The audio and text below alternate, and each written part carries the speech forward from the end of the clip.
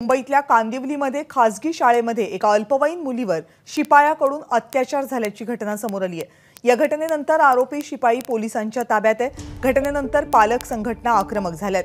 मुख्याध्यापकावर कारवाई करावी अशी मागणी पालकांकडून करण्यात येते आणि या घटनेच्या निषेधार्थ पालकांनी रस्त्यावर ठिय्या आंदोलन सुरू केले। घटना मुंबईतल्या कांदिवलीमधली आहे। शाळेतला शिपाई होता, त्याने शाळेतल्या एका अल्पवयीन मुलीवर अत्याचार केले।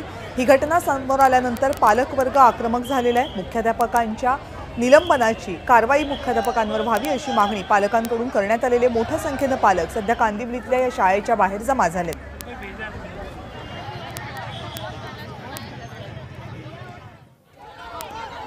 त्यामध्ये जे कोण आरोपी आहेत, या शाळेचे जे प्रशासक आहेत, या शाळेचे प्रिन्सिपल आहेत, ज्या शिक्षिका आहेत, ज्यांनी त्या मुलीला घाबरवण्याचा, त्यांना औषध देण्याचा जे काही प्रयत्न केलेला आहे, त्या जे काही कानूनमध्ये त्याच्या स्टेटमेंटमध्ये पोलिसांनी माहिती घेऊन एकूण एकावर गुन्हे दाखल केले पाहिजेत।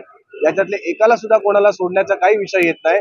त्यामध्ये छोट्यातला छोटा सुद्धा इकडे आल्याच्या नंतर माहित पडतं इतरही पालकांची या बाबतीत तक्रार आहे, परंतु मोठ्या नेत्यांची नावं घेऊन शाळेच्या प्रिन्सिपलने जे आतापर्यंत पॅरेंट्सना दाबण्याची धमकवण्याची जी भूमिका घेतलेली आहे, त्या सगळ्यांचा पोलखोल झाला पाहिजे आणि त्या सगळ्यांवर गुन्हे दाखल झाले पाहिजेत। एबीपी माझा, उघडा डोळे बघा नीट।